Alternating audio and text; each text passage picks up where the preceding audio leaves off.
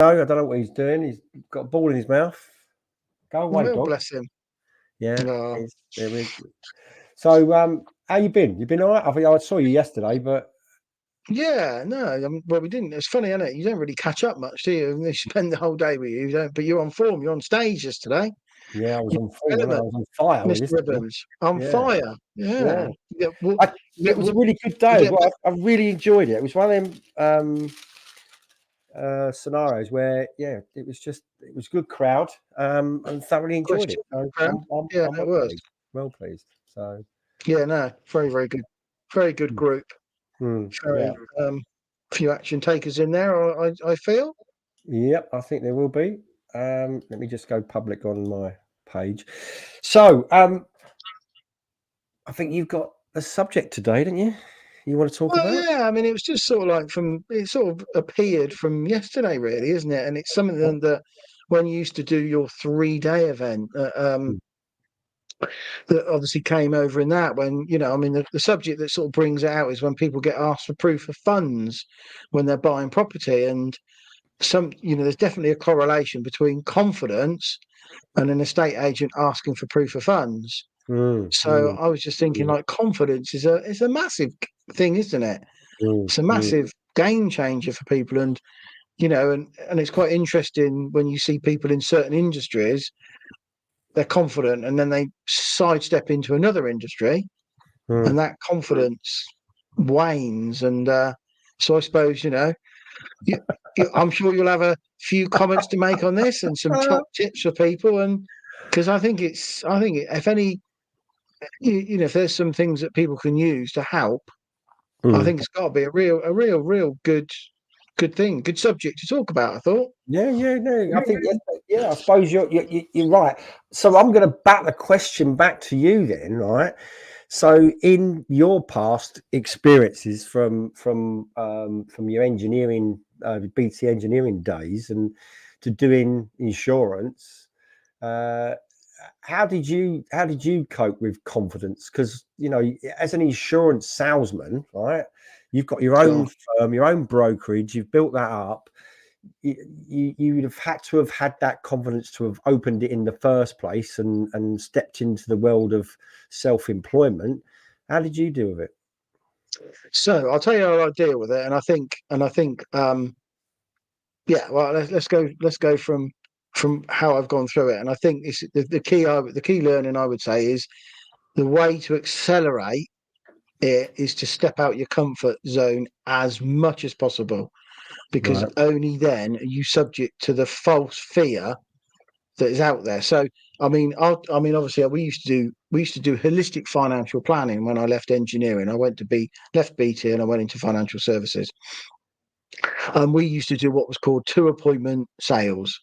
So you'd basically, and I mean, I used to go and have to find my clients, some exhibitions and stuff like that. So you'd be right hardcore. You'd be finding people. You'd be saying, "I'll be calling you next week." You've ticked a few subjects like family protection or retirement planning, these sort of things. I'd qualify there and then, so I'm not ringing them and having a fault. There's no there's no false expectations. They know I was ringing them to get an appointment to go and see them and talk about these subjects. So there was that. So, but I was obviously like from engineering straight into this new field of after doing training and all that. And my biggest fear at the time, because all you're doing on the first visit is just going to people's houses and filling in what's called a fact find. So you're just going through, obviously their financial position and what's important to them. And I thought, like, we're going to get in, we're going to sit down. And that was in the days where, you'd go and see people at like 6:30 at night, the TV in the background, you'd have to try and find an excuse to turn that off and get their attention, and, because they didn't really want you there. But obviously that's just the way business was done. Within a few minutes, I'll be saying to them, "What do you do for a living? How much do you earn?" And that was a massive problem for me. I'd be like, I'm just walking through their garden gate, and within 10 minutes, I'm going to ask what they earn. Like, why would they tell me that information? It's like quite top, sort of quite confidential information. But obviously, as you do it, you just think, well, they're expecting you to ask them that. That's how you're going to help them. And it still to this day, whenever I talk to someone over the phone, someone say, "Oh, you've been recommended to me. You know, can you help me with such and such?" I'll be like, "Yeah, can I take your details? How much money you got? What do you earn?" And I'll have a little giggle to myself because all these years later, I'll be like, "That still makes me giggle how much of a problem I had with it." And Right. now it's almost like it's just not it's just So I want to take it back. I want to wind it back a bit, John, because I think this is really important, and I get that, and I think some people won't ever want to put themselves through what you was putting yourself through there. But the stage before that was leaving BT and becoming a financial advisor in some form. The confidence to truck that, and that was a job at the time. And I can't stress this enough because I wasn't a BT engineer, but at the time that was like sort of a job for life, wasn't it? Oh yeah, it was like the Yeah. banking industry. Yeah. So you're coming out of an industry that you've been trained in, you've fully trained in, and you've made that decision to leave there and have the confidence in yourself to go into an industry, regardless of what you was doing, completely different. So what was the driver? How did you deal with that? Because that's the important part. Because I think a lot of people could probably relate to that more than walking in and asking someone's salary. What was the Um, I mean, there was a mindset? few. I think it was the fact that you were surrounded by people that. I mean, obviously, you've lots and lots of people that have been there years and years and years, and it was a time when a lot of big companies in the UK were getting rid of middle management and stuff like that. So Mm, possibly the next step was management. It was pretty much hard to achieve. So mm, so the route to move forward was mm, pretty much blocked, and the frustrating point was people, in quite a lot of nationalized industries, obviously it's privatized when mm, I was there, but before that, mm, there was a lot mm, of the nationalization thoughts and people mm, still there, so they would mm, just do their bit, and mm. obviously, and I suppose that if you're not careful, I mean, I wouldn't say it rubs off on you, but it's quite hard to like, just do X if you're And not cut out to do X. what was the moment you went, I'm not having this, I'll take the money and I'll get out of here? Because obviously they offered you a package. It was a voluntary one, but you made that Yeah, decision. no, I think it was. I was What was coming the up. I mean, we would start our working hours was 8 till 4:30, and we'd have I think it was half an hour lunch or something like that. I remember a couple of the colleagues that you work with coming up in the lift at sort of like 9 o'clock, 9:15, with our boss, and the mm, boss being sort of quite laissez-faire about it, and you're just thinking, I'd love to come in late tomorrow. I'd love to swing the lead a bit, but if your not, character's not like yeah, that, not you like it, not can't. like it, yeah, So you I can't. thought, no, I'm sorry. I thought there's got to be industries out there where my reward is going to be me putting Yeah, effort in. So yeah, so it is very, and I mm, think you can be in a lot of big companies. I mean, sometimes it suits people, but there's a lot of we've taken a few people on the insurance side of things, and the mm, reason is no progression. Where I am at the mm, moment, I've got no progression, and mm. they come across to us and they smash it. So yeah, it is. I think. I mean, I wouldn't say I was massively confident. I was a lot younger then. I think so. I think you don't like little 7 or 8 year olds, and they walk along a brick wall and they've got no fear, have they? So I think there's an element of that. I think so. Your risk profile is shaped differently. Doing it at 40. If you've got a mortgage and you've got children, I think you've Yeah, got to go into certain things in a different way. But yeah, yeah, I mean, my dad was like my late father. He was like, oh God, he was completely like, no, you're making a massive decision, and so yeah, you've got like a lot of people. I mean, I remember helping my daughter's partner.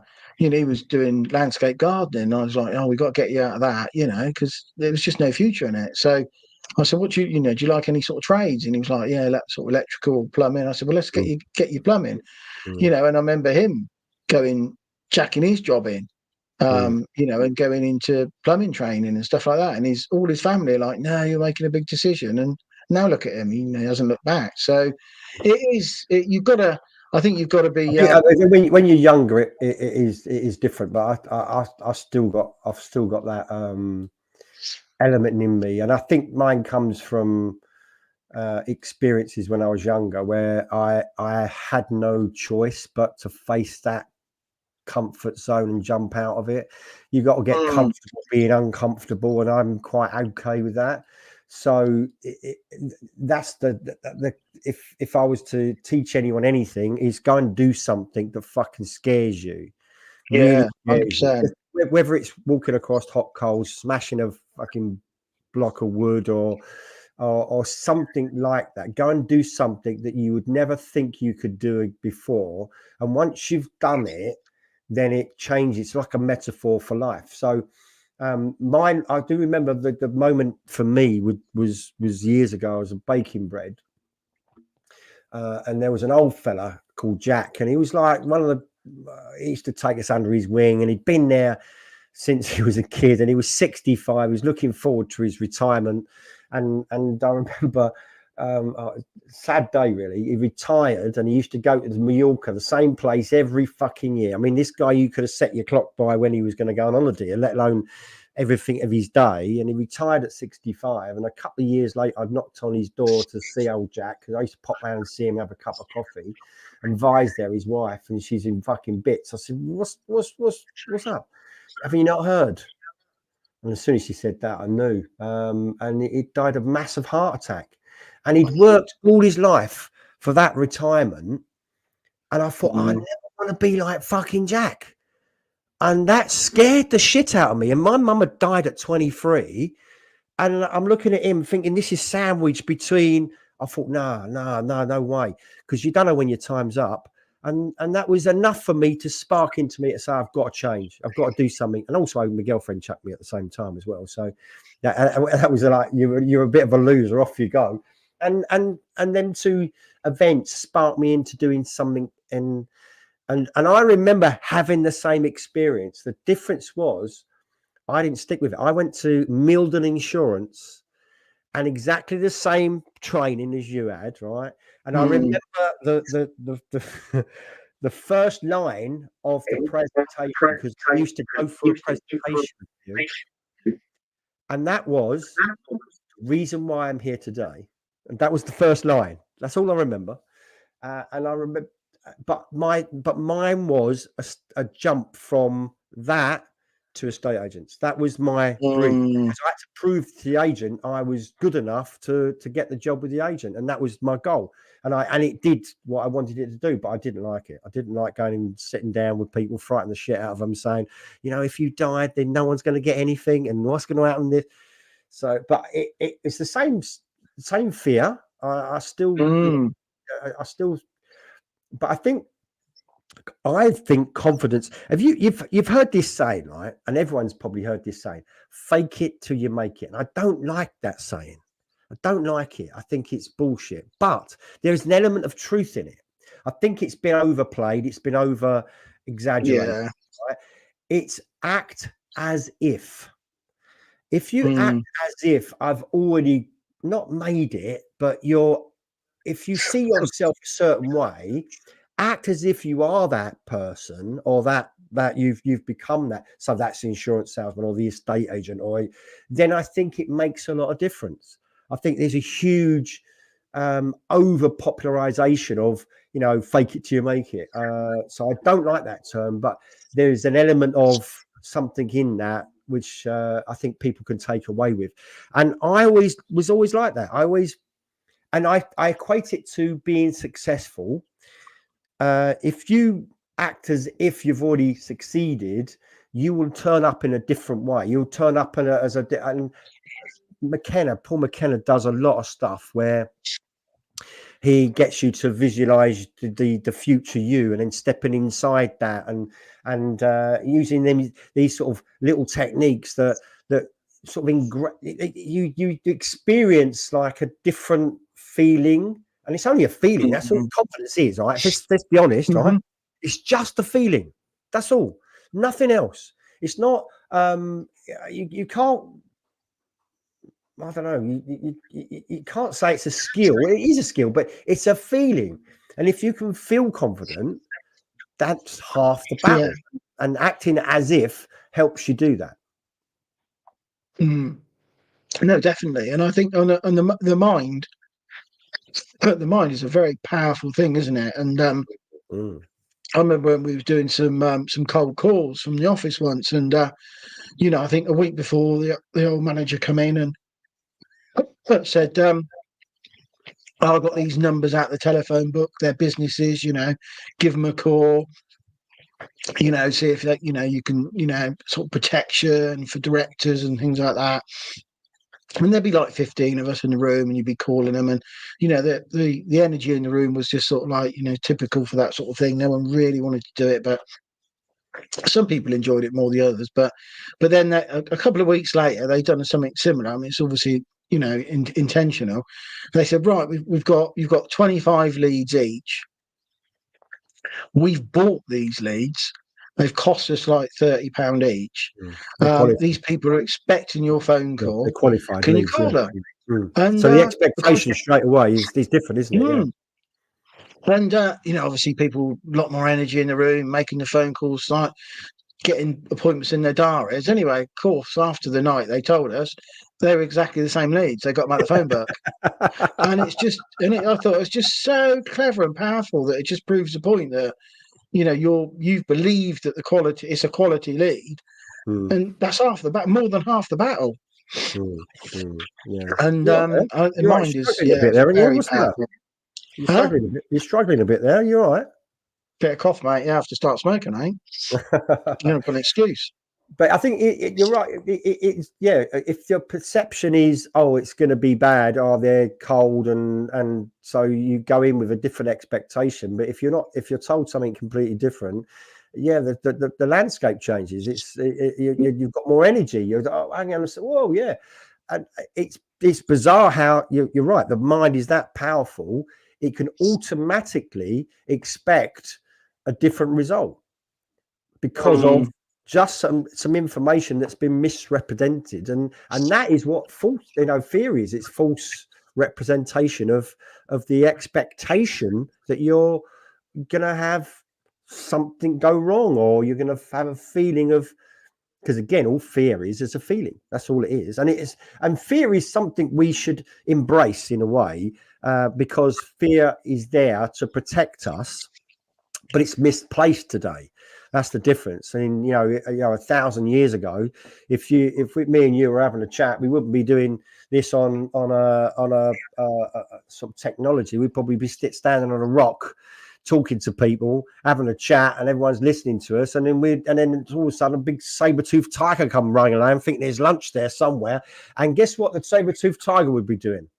He wouldn't be looking around the room with that expectation of think, whoa, there's one there, he's nice and lean, and I'm going to have him. He's going to take the weakest one out of the lot of them, right? Because he's going to do that, right? But we would have been fearful of something completely different, which would have been, shit, we've got to watch our backs here because we could be attacked. Whereas today's fear is completely misplaced, but it's still got the same feeling and still sets the alarm bells ringing. Oh, we've got to be careful here. So I think it's having that representing it in our minds in a way where actually it's not that bad. It's not that bad at all. It's not going to be as bad as I think it is. Yeah, I mean, it's a very hard. I mean, I suppose it's around. It's having a support group around you, isn't it? And having people sort of. I mean, you're only going to, you know. I mean, we've got a couple of people that have done some presentations for us at some of the meetings we go to, you know. And it's all you can do is say, look, it won't be as bad as you think. You know, go and do the presentation. Once you've done it, it's like a nice feeling because you've just proven to yourself that you can stand up. Because I think that, you know, public speaking is one of the things that people hate doing. But when people do it, it's like, okay, you know, they might not enjoy it, but they're certainly not 10 on the Richter scale, that's for sure. They didn't die, you know. Yeah, that's why I've never been afraid of it at all. I can't ever understand why people get afraid of it. But here's the thing, right? You get better at it when you realise that you're talking to individuals rather than the whole room. People start to they overblow it in their minds, and you know, just imagine having conversations with individual people and just catching their eyes around the room. But you know, it's a technique that you can use to be more impactful. But I get it. I do understand it. And I think the biggest fear, and I do this on a regular basis with people, is that they don't like silence. Yeah, no, definitely. No, and that's a problem. Yeah, it's a problem, and they sit there and they go, oh, they have to fill in the, you know, they want to say something. They can't not. They can't be quiet, and because they fear it, and that's another reason for a public speaker. They might forget what they're going to say. Well, who knows what you're going to say? So no one's going to judge you for that. If they don't know unless they've got the script, they don't know if you're making a mistake or not, do they? No, and it's quite interesting because again, you know, I think Alistair Cook, wasn't it? You know, he was the England cricket captain, but you get a few of his interviews up on YouTube, and again, you know, that's you know, that possibly not an expectation, but just because he's like, you know, I think he's still England's best batsman. Or Root might have overtaken him, but he was an awesome batsman. He was England captain, but put a camera on him. You know, not a skill that he's, you know, alien with, that obviously people eventually grow into. But like you were saying, he was all ums and ahs and buts, and it's, you know, it's really, and that's because he's not comfortable speaking and pausing. And like you say, letting things go quiet. So a lot of people will use fill-in words, won't they? And and it's just, yeah, it weakens the presentation. But yeah, very interesting. Yeah, so I think so. When we're talking about confidence, I think also we can run it into, you know, I'm making an assumption here, and I don't like to make assumptions, but we can only assume that the people are listening are entrepreneurial or small business owners or go-getters generally, because if they want to be accountable, obviously that's the reason why they would listen in. So if we use them as a benchmark and think, okay, so what are they going to suffer with confidence with? I think the confidence can be the fear factor of starting something, for perhaps. How do you overcome that fear? Get the confidence in doing that. I used to look at, this is how I used to do it in my mind. I'll be watching someone do something and think I can do that, and that was my mindset. I'm doing a talk actually on Wednesday at Kent Property Meet, where I'll be talking about personal development, and one of the things that one of the sayings I've latched onto was from a film back in 1985, and that film in 1985 was Back to the Future. Do you remember it? Great film. There was a particular thing in that, and I'll just try and find it, where it said, if you put your mind to it, you can accomplish anything. Now, that means, you know, so anything is achievable if you put your mind to it. Well, it's just getting that mindset of I can do that, and you know, having the faith in yourself, because half of it is you haven't got the faith in yourself. If you haven't got confidence, it means you haven't got faith in yourself as a human being. I can't do that. I'm not capable of doing that, or there's something that's stopping me from doing it. Where realistically, it's not capability, because if human beings were limited to capability, we could look at someone who was particularly good at something and think, well, if they're human beings, we can do the same thing. Unless you're, you know, a basketball player and 6'7", there is a limitation on if you're 5'3". It's going to be a little bit difficult, but you could still learn to play basketball. You just wouldn't be as good as a guy at 6'7", right? So anyone can do anything if they put their mind to it. It's just that having that belief or belief in their capabilities. They may be fearful of conditions, you know, market conditions, or their.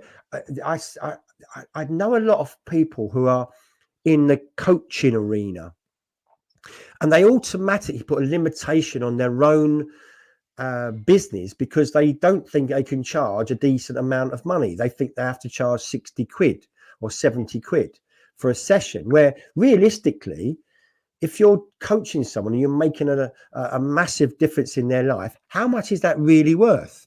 It's worth more than 60 quid a session, surely. Mm.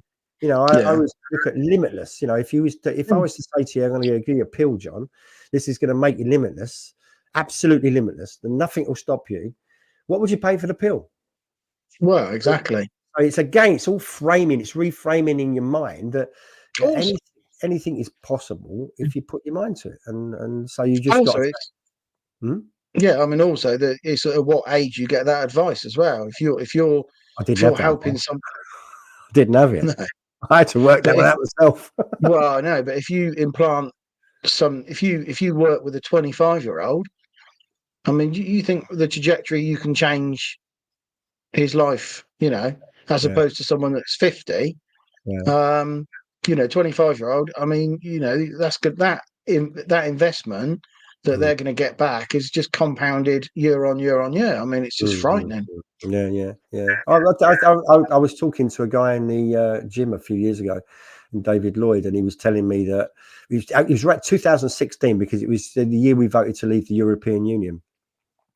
And he's talking about not you know, he's not going to vote. I said, why not? It's your vote makes a difference. He said, no. I said, oh, it does make a difference. And we was just generally chatting, and he was telling me that, you know, he's like, you know, I'm stuck here and I'm bored, and I said, look, it's easy. You could, you know, do you live with your mum and dad? He said, yeah. I said, so all you've got is yourself to keep. You've got nothing else. You've got no commitments. He's got no car payments. He doesn't hardly pays his mum and dad any rent. You know, I'm sure if you said to him that I'm going to start a business, they'd probably let you off the rent for the time being.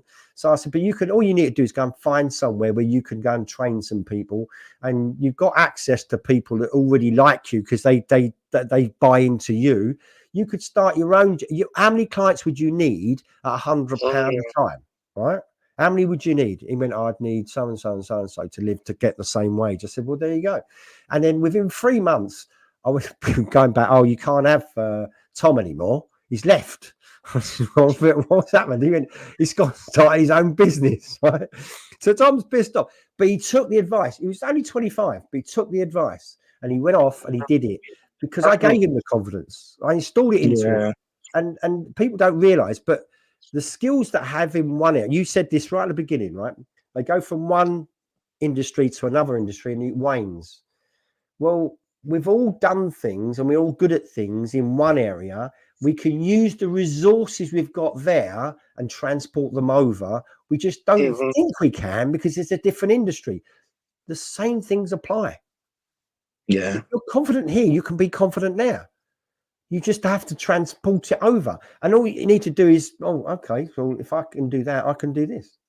And it's I was talking to someone I help out, and she cuts hair for a living, and she's going into a different industry. And I said, look, when you first went and cut someone's hair, would you just walk up and say, right, I'm going to cut your hair now?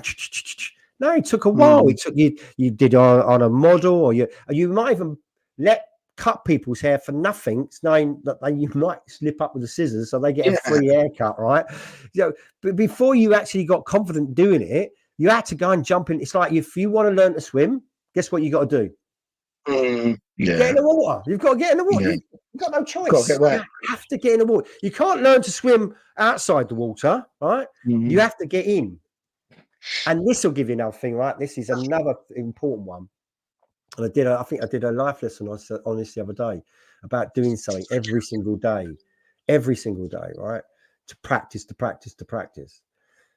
I remember swimming in the swimming pool, and I used to swim like this, head above the water like this. And I used to take my daughter to swimming classes every week. I used to watch her being taught, and they would condition her. They'd put a float between her legs, and she had to do her arms, and they'll put a float on her in her hands, and she'd do her legs. And I could not swim for toffee properly. So I used to go to the swimming pool every morning and just do so many lengths. I'd practice doing what they were teaching her, right? And now I'll swim, and I'll swim a length, and I'll bilaterally breathe, right? And I taught myself to swim, all because I wanted to. I knew what I wanted. The objective was I want to swim just like my daughter swims. She hardly breaks the water when she swims. You shouldn't. It's wonderful to watch. Wonderful. And Mm, I taught myself to do that. You know, mm, but so sometimes you have to practice a skill before you can embrace it, and I think that's important. So yeah, no, definitely. Yeah.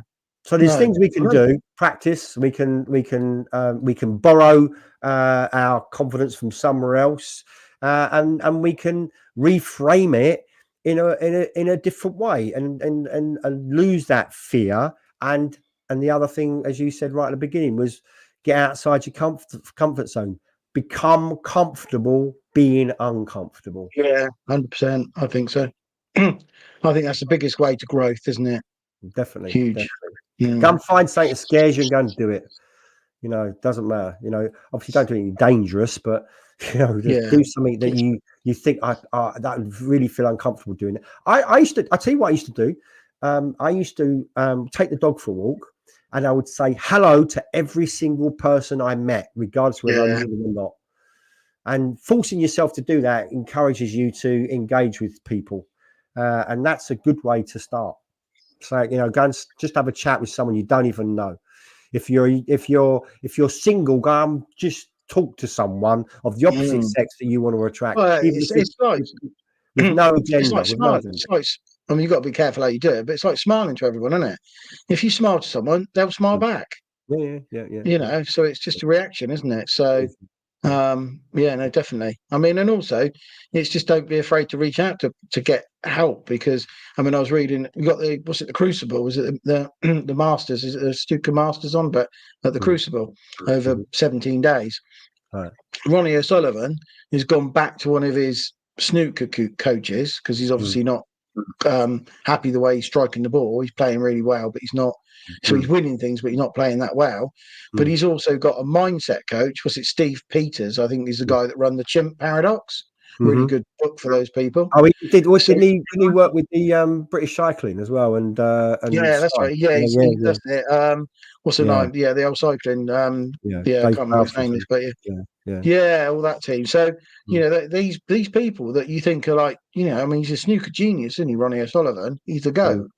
But Mm. they're still reaching out, getting these experts to feed back into them and Mm. top up on their skills and their confidence. Yeah. Well, So I think it's quite they say it's interesting. 80% mental than and 20% Mm, skill. Don't they? So if you think about it, because we can all pick up a snooper cue, but actually playing it is different, completely fish. But the moments that matter is 80% psychological, yeah. because you got to take that shot. You're under pressure. Mm. And he's think. So I think there's a great. Do you remember a poor son? I felt so sorry for him, Glenn Hoddle, when he brought in Mhm. that woman and everyone took the mickey out of him. Do you remember her? No, I don't He remember brought that. some No. psychic in and all that business, and Oh, yeah, that's right. Yeah, yeah, no, I do it was all remember that. Yeah. psychological. He was trying to get in the heads of the Mm, lads and got slated for it, but he was yeah, doing that's the right right. Yeah. thing. We know that. Mm, This is a fact. You need to get into their heads and get them to work. But because it was seen as controversial for footballers at the time, yeah. and they've all got mindset coaches today, but at the time, because she was is seen as Yeah. woo-woo, he got slated and virtually kicked out for it, didn't he? Well, I mean, that was years ago, because obviously you had Arsene Wenger that brought in healthy living for football players, diets and stuff like Mm, that. Pasta mm, and stuff like that. yeah, Before they were going out and having 10 pints and yeah. steak and kidney pies and stuff like that. But he changed all that, didn't he, Wenger? Pie and a So pint. yeah. Yeah. But there we Anyway, go. good. Yeah, it was a good one Good. today. Thank you very Yeah, much, John, for your no contribution, problem. and we'll see Catch up people next week. next week. Okay, Cool. be lucky. Lucky And ribbons. see you. Ta-ra. See See ya. you later. Bye.